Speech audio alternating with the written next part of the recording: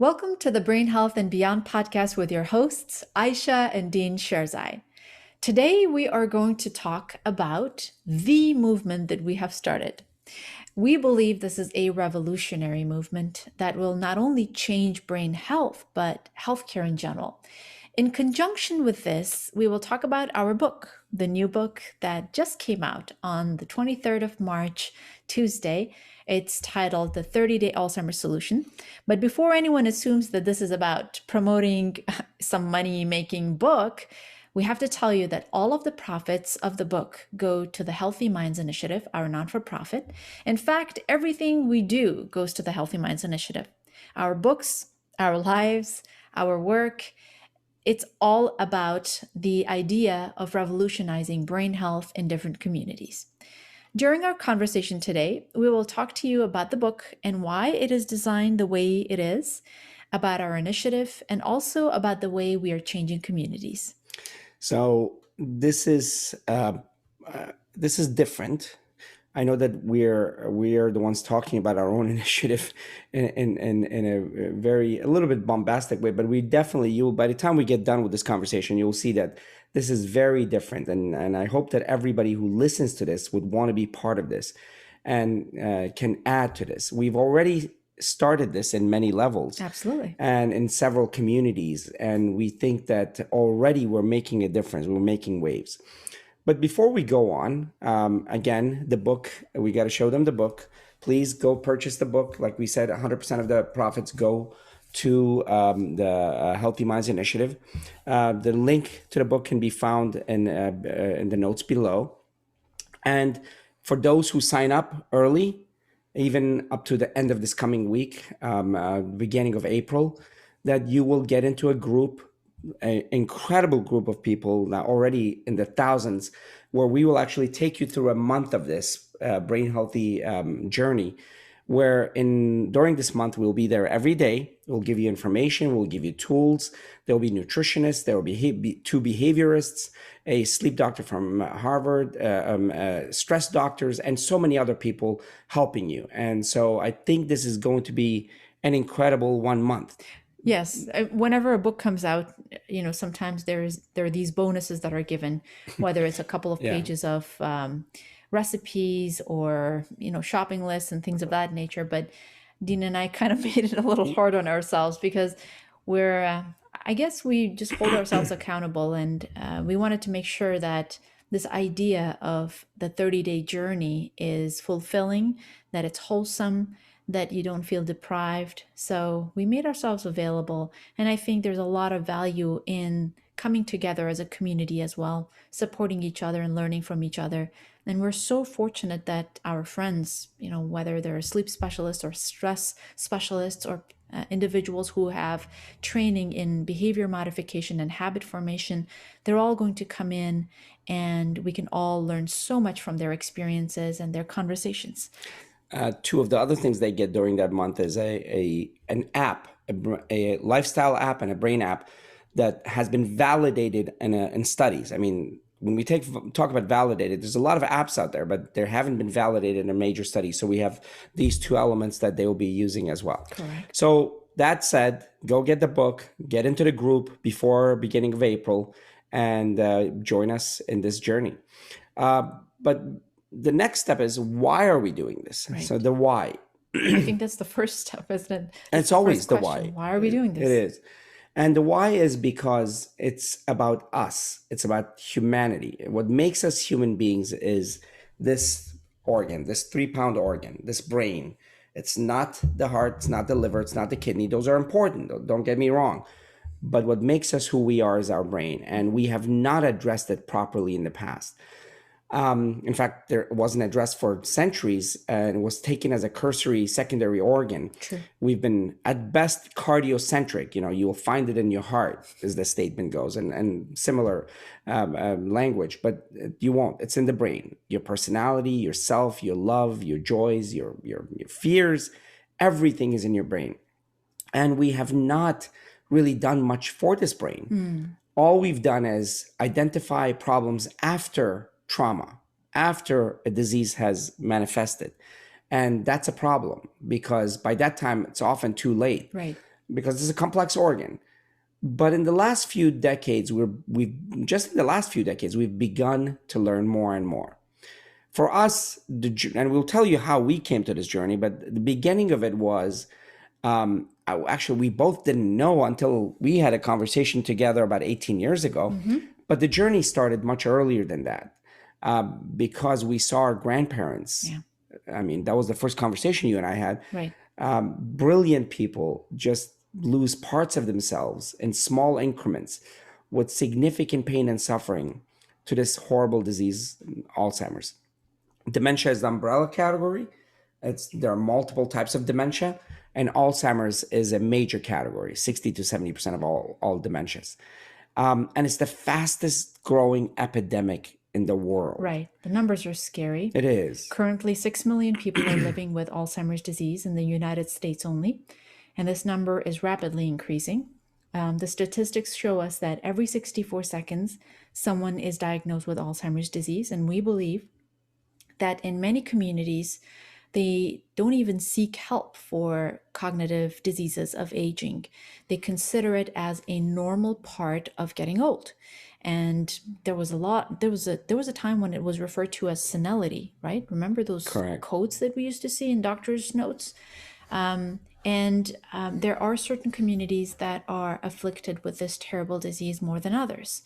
Among the African Americans, the numbers are much more than Caucasians. Anywhere between 2 to 4 times greater. As well as Hispanics. Which is about 2.7 to 3 times greater. Correct. And 2/3 of people with Alzheimer's disease are women, and 2/3 of caregivers are women. So this is a disease that really affects the women population significantly. And we don't have any treatment for it. There's not a single treatment that has been found so far. After decades of research and close to 400 clinical trials have all failed. Some of them were successful in animals, but whenever they were applied to human beings, it never really showed anything. We're still, hopeful, but so far, there really isn't much that we can do when somebody has already been afflicted with Alzheimer's disease. And that's an important point. There are people out there, there are influencers and doctors that are making claims that they can reverse Alzheimer's, because that way you can pick off people, or, you can play on people's hopes. You can play on people's dreams, but that's so unethical. Absolutely. We would never make that claim. But short of that, cognitive decline, mild cognitive impairment, just normal aging and cognitive changes, all of that can be affected. And that's significant, because if we affect that population, we've been saying this for more than a decade now, and we're proud of it because now everybody else is catching up, that about 9/10 or 90% of Alzheimer's and a great majority of other dementias can be prevented. And up to 80% of strokes can be prevented. Right. I mean, these are massive diseases. Stroke is another 80 one. 80 to 90. Yeah, 80 to 90. Ayesha is a stroke specialist, got her fellowship from Columbia University. That can be affected significantly. Mm-hmm. Absolutely. So we really think that this is an opportunity to make those. And by the way, how you can make that difference is not through some biohacking or some vitamin concoctions or some unusual foods. It's about a more comprehensive approach that you can involve in your own homes, sure, in your own communities, in your own at your own work, with not any excessive cost. In fact, our book, what we're most proud of is that you will not have to spend any extra money for any unusual recipes. You don't have to go out of your way to create any kind of gym memberships or anything of that nature. Yeah. It is a behavioral model that slowly inculcates and incorporates a comprehensive lifestyle into your life. Mm-hmm. By the way, we were very uncomfortable with the 30-day thing because we thought that maybe it was too gimmicky and so on. But the 30 days is not about the fact that after 30 days you'll be cured. No, 30 days are there so you can go through this process and truly own the process, not so much the outcome. Because once you own the process, the outcome, whether it's Alzheimer's, stroke, heart disease, migraines, many of the chronic diseases of aging will respond to that process, which we'll talk about more specifically in a bit. So getting back to our grandparents, right? Aisha's grandfather was a brilliant man, and He was. you want to tell us about him and He his. was. He Yeah. was a surgeon. He was trained at Columbia University, and he got his master's in public health from Johns Hopkins. And he was a brilliant man. He became the prime minister of a country and changed the constitution. And we grew up with him being as a visionary, as a hero, and to see someone slowly and gradually lose parts of his memory and his self and his personality and get to the point where he couldn't remember to do things for himself. He couldn't remember the people around him was a painful experience. And I still recall how my father and my mother, who took care of him, would basically just tear up and cry when they would see these moments of weakness in such, giant of a man. So that left a mark. And your grandfather was a remarkable man, Yeah, my and he went grandfather. through it. Yeah, he was the same, an amazing mind. The whole family would gather around him in our farm or weekend farm, where we would get together and talk. And then we saw the first semblance of the disease when he forgot how to move a chess piece. This is a guy that was brilliant and knew how to play chess incredibly, but he He forgot. taught you guys how to Yeah, play and chess. that's how we kind of knew Yeah. that this disease was coming. But another story that I haven't told is my grandmother. So my grandmother was a woman that actually taught herself how to read and write. Amazing. She knew several languages. She was the leader of the family. Her husband had died early, so she took care of everybody. She was so powerful.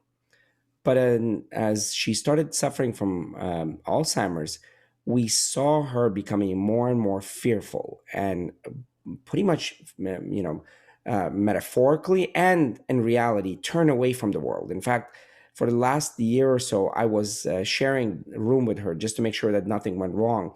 I was in one bed, she was in another bed, and for most of the time, she would be facing the wall. This person, this giant that would actually never face away from any fears, was so fearful that she would face. So we experienced these horrible situations with our loved ones. And then when we saw patients, same thing. We see them, our grandparents, and each and every one of those patients. We've done this for years now. I've seen more than 12,000 Yeah. patients. You have seen thousands of patients. And I never want to get conditioned and desensitized to it. Every single time I choke up, I tear up, and I want to make sure that we do something meaningful instead of just giving them certain symptomatic medication. So that's where we started from. Breaking the news to patients is one of the most painful experiences. To break the news to them that their loved one is suffering from Alzheimer's disease, because there's a there's a huge reluctance to face that, first of all. And even sometimes when patients or their families, when families know that their loved one is going through it, there's always this sense of guilt in Mhm. many ways to face the truth and to come forward and accept the fact that their loved one is going through dementia or is diagnosed with dementia. And I think that also is one of the reasons why people not seek help at the earlier stages, Correct. where when someone is having some memory problems, they either joke about it. How many times have you seen patients like just joke about, oh, that happens, it's not a Yeah. big deal, I forget things a lot of times. And we always try to focus on early detection and early diagnosis, because that's the time when something can be done for those individuals. But then when it comes to public health and the number of people who are at risk and who may suffer from some cognitive decline that never gets picked up by family members, the number of people going through that is immense. Immense, absolutely.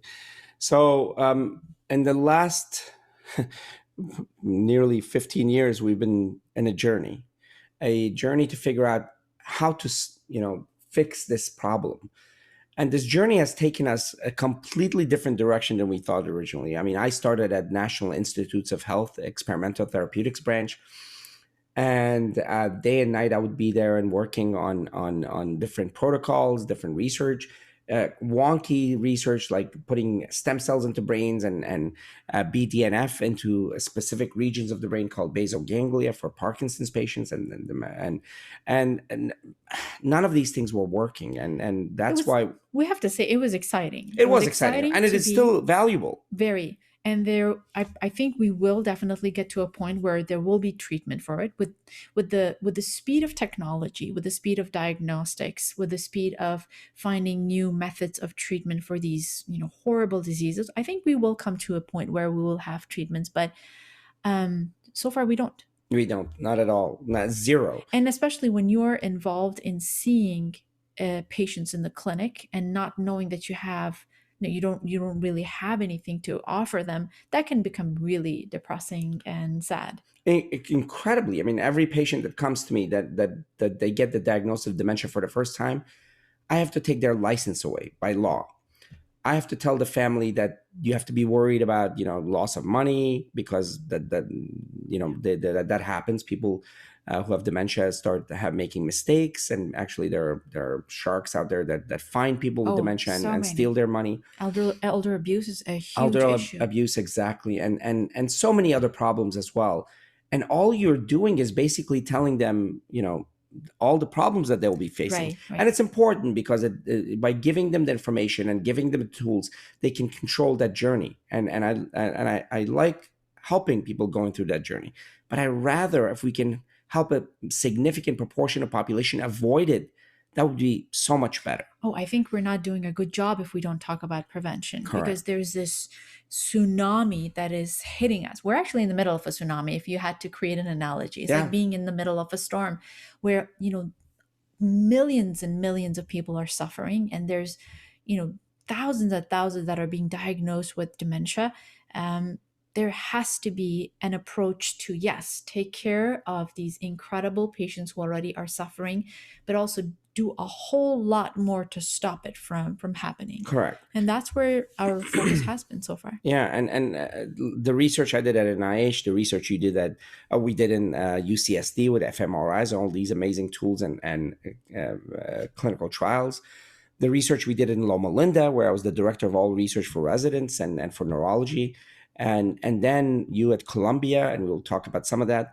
And all of that has culminated into these books and these efforts in the communities.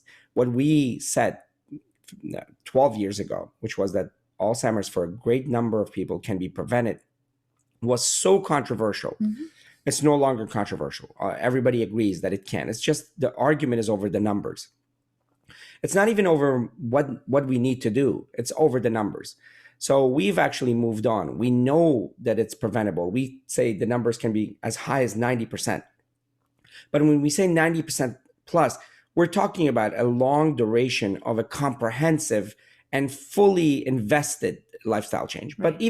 But it's not binary. It's not all or none. Mm-hmm. Even if you change your lifestyle a little bit, you'll improve significantly. Absolutely. And that's the key. Yeah. And that's been our approach. And although a few years ago that would have gotten us kicked out of places, now we're getting invited by major conferences, because at the Alzheimer's Association International Conference, right, the plenary talk was prevention is the new cure. Yeah, if you look at all these major organizations, whether it's the Alzheimer's Association, whether it's the American Academy of Neurology, or the American Society of Aging, I mean, all of them are now, they've come to a consensus that Alzheimer's is preventable, which took a long time. Yeah. And we had a tremendous amount of information that it was preventable, but I guess it just takes time for, bigger organizations to come to a consensus about something as major as that.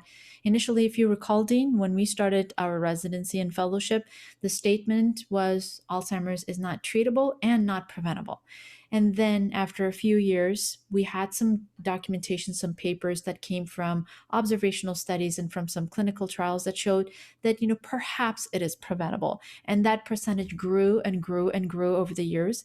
And in 2019, at the plenary session of the Alzheimer's Association, I remember the team of scientists and physicians from Finland University, their plenary session, and the first session was about the prevention of Alzheimer's disease, that Alzheimer's is the prevention of Alzheimer's is the new treatment. That was Yeah. the statement on the slide. And I remember how happy we were to hear that. That others had come around. And the other study that came to us was from Rush University, the MIND study, Right. that a diet, a particular type of diet, and we will talk about that, reduced the chance of developing Alzheimer's by as much as 53%. That was revolutionary. Yeah. So the MIND diet, for those of you who are not familiar with that concept, so it's a hybrid of the Mediterranean diet and the DASH diet, dietary approach to stop hypertension.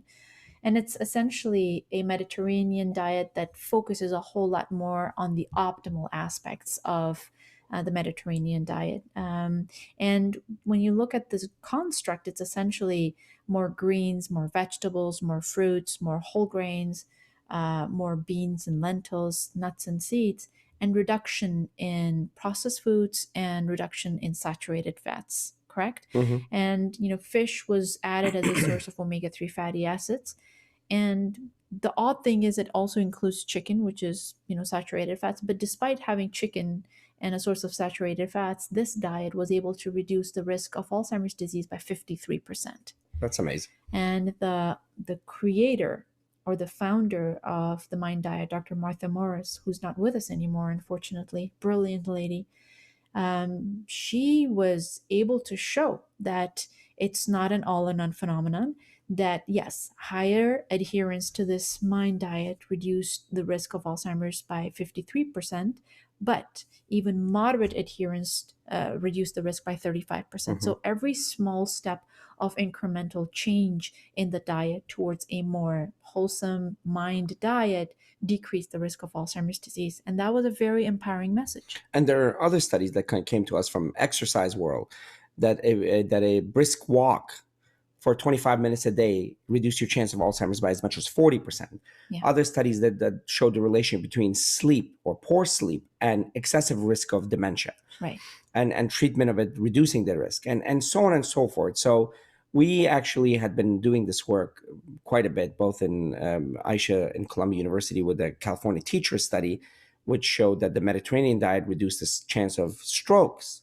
And now strokes are not independent from dementia. Right. You have vascular dementia, which comes from strokes, but also we think that underpinning even Alzheimer's is vascular phenomenon first before anything else. So let's kind of let's break that down a little bit. Yeah. So maybe Dean, you should do that. So as far as the pathology of Alzheimer's is concerned, people always hear about tau proteins and amyloid beta proteins, right? Correct. But now we understand that despite these abnormal deposition of these proteins, there is a large underpinning of vascular damage that goes on that manifests in Alzheimer's disease. Even before the tau. So only 3% of Alzheimer's is driven by the kind of genes that are, if you have the genes, you're going to get the disease early on. Only 3%. And most of and those three genes, presenilin 1, presenilin 2, and APP, amyloid precursor protein. Yeah, they are amyloid driven. And we can see that process. But for the rest of the genes, 90 plus, that's where we came up with the 90%, 90+%, the genes are involved, but in a epigenetic model, meaning that the genes only show their effect in relation to lifestyle, in the relation to environment. For example, ApoE4, that's the most common gene that's often associated with Alzheimer's. The purpose of that gene is lipid transport. Well, not the gene, the product of the gene, the protein, is lipid or fat transport. So it does the job poorly. So if you're having a diet that's got lots of fats, especially saturated fats, you're going to have trouble. And therefore, that actually is causing vascular disease. And later on, you get the amyloid deposition. So you see that there is a vascular phenomenon behind it. Right. So coming back to Ayesha's work, where she looked at Mediterranean diet and stroke risk, somebody who adhered strongly to Mediterranean diet actually reduced their chance of stroke by as much as 44%. Correct. And there's been so many other studies show as well that show that directly and indirectly, diet affects the risk factors of stroke and the incidence of both ischemic and hemorrhagic stroke, which are the two types of strokes. And it makes sense when you, well, let's just talk about the Mediterranean diet, because that kind of, people get a little confused about what that is. What is Mediterranean diet? Right. But when you look at the construct of the Mediterranean diet, it's a scoring system, basically, because, if you want to find out how a population in San Bernardino is eating a Mediterranean diet, what does that even mean, right? So you're given a high score in the Mediterranean diet construct if you consume vegetables, fruits, whole grains, legumes like beans and lentils, nuts and seeds, and sources of omega-3 fatty acids, which in a large number of population is essentially fish, right? And you're given a low score if you are consuming meat, red meat, sources of saturated fats like high-fat dairy products, chicken, etc., and of course processed foods as well. The one thing that's in the middle is wine, but we'll talk about what that essentially means. And so when you look at the positive things, they're mostly plant-based, right? And what we found in our study was that every small increase in that adherence score lowered the risk of stroke significantly. And we see that for cognitive impairment as well from the studies that come from Columbia University by Dr. Skarmeas' group. We see this from the studies that come to us from Spain and Greece, from the Predimed trial, so on and so forth. So there is enough information that can create a vector for us to understand what works and what doesn't work, right? And so we have created this optimal picture of what an optimal diet looks like for the brain. And it's essentially an unprocessed plant-based diet. The only caveat is omega-3 fatty acids. Fish is considered, in many studies as healthful, but it's always compared to meat and other animal proteins. Yeah. And we know that we Red can. meat. Yes. And we know that we can get omega-3 fatty acids from plant-based sources as well. And these are from chia seeds, flax seeds, hemp seeds, and of course, the plant-based version of omega-3 fatty acids. I'm kind of taking a deep dive into the No, omega-3s. I love it. Yeah, because we were going to do a whole talk on omega-3s. We have written 2 major papers. Maybe we should give a brief version here. And yes. then a deeper dive is actually in the book, and we'll have another conversation about it too sometime in the near future. But conversion of ALA to DHA and EPA is higher when you lower your omega-6 levels, which are found in processed foods. So there is enough information to help us understand what's good for the brain. And again, when you look at how we're doing as a nation as far as food is concerned, less than 0.5% of adults in the United States actually eat a healthy diet that is defined by the American Heart Association standards, which is not even optimal. So even if we can make the smallest change in our dietary patterns, that actually will improve our brain health. Absolutely. So that's the diet component. But we've looked at all the other elements that have been shown to be beneficial for brain. And with that, we've come up with the acronym neuro, self-serving, neurologists, N for nutrition, E for exercise, U for unwind or stress management, R for restorative sleep, and O for optimizing mental activity. We're not going to go into too much depth into each of them, but in the book, we've actually laid it out.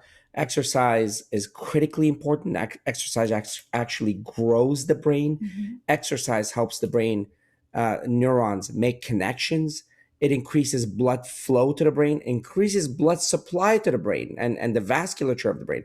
It increases growth hormones such as BDNF. So it's incredibly important. The 3 types of exercise that we know of today: aerobic exercise, more than you thought, about 150 minutes per week. But that's a number that's come to us from research. We really don't know what the upper end is. So you can do it more than 150 and you would probably benefit. The second thing is weight training is helpful, but especially leg strength. Leg strength seems to be associated with brain health. So strengthen your legs for multiple reasons, especially as you get older, because one of the main reasons people fall and have head traumas is because of weak legs. But beyond that, your biggest pump in the body is not the heart, it's the legs. So stronger legs are beneficial. And thirdly, make your home, your living space, a standing, moving environment. Mm-hmm. So when your environment forces behavior, and we'll talk about that a little bit because the book is all about environment, then the behavior is more likely to become habit, to become culture, to become a movement. So it's critical that to make your environment one where you're moving, you're exercising, all of that stuff. The same applies for stress management. Your Correct. environment plays a big role, and we now know how important stress management is. But the way we approach it is we don't just talk about how to get rid of stress. We talk about how you can increase your good stress and how you can decrease or reduce your bad stress, because good stress is responsible for creating that brain resilience that we talk about all the time, the reserve, the connections, and that comes from purposeful, complex, and challenging activities that we'll talk about. The next element is sleep. And sleep in itself is an ocean that we need to dive into sometime. But two very important things happen when we sleep. The first thing that happens is our memories get consolidated and organized in our minds. And the second thing that happens is our brain gets cleansed. We have a janitorial system called the glymphatic system, which gets activated when we hit the deeper stages of sleep, which are called a slow wave sleep. And we have objective evidence that when people don't get deep restorative sleep, they have more amyloid beta protein in their cerebrospinal fluid, which gets accumulated and doesn't get cleared away by the glymphatic system. It's that important. And then sleep disorders like sleep apnea or restless leg syndrome, they contribute significantly to that damage, both vascular and secondary to the accumulation of amyloid beta protein in the brain. So cleaning your sleep, or it's the concept of sleep hygiene, or creating an environment at home where sleep is prioritized, creating a sleep spa in your bedroom is important. And then we have optimize, which is improving cognitive reserve. By the way, for all of these, if you the book has specific elements and directions. But if you sign up now, you actually get into this course where we give you downloadables and all the aspects needed to kind of implement this into your life. Right. So the optimized part is for challenging the brain. We did a meta-analysis in 2018, which showed three major elements: purpose, complexity, and challenge. So activities that serve your purpose, that are challenging, and are complex are much more beneficial for the brain, and they're incredibly protective. Many studies have shown that people who are keeping their brains active and challenged are protected even against pathology of Alzheimer's. So one of the things we tell people is, Sudoku and crossword puzzles and some of these video games are great, but finding your own purpose that is complex and pushes you throughout life is probably the most important thing you can do. So we will talk about that as well in this whole process. Absolutely. So that's that. But the thing that we're most proud of by far is the behavioral component. Agreed. The thing that our movement is based on is the behavioral component. Because we can't just throw this at people, because if we do, we've just overwhelmed them. Oh my gosh, my whole nutrition has to change, my exercise routine, and it has to get serious. Stress management, we haven't even started talking about stress management. There's several elements, and then sleep hygiene and cognitive behavioral therapy and cognitive, that becomes overwhelming and, most importantly, disempowering. Right. So there's a way to actually create a process in a person where they own this and systematically build habits. In fact, addictive, positive habits. That's what we're going for. So this month, we're going to do that with you. In the book, you'll be doing that. And you'll get the tools of how to then control all behaviors. So you're not stuck with your habits that you acquired during your teenage years. And we believe that's where the conversation should be, at the level of application in different communities.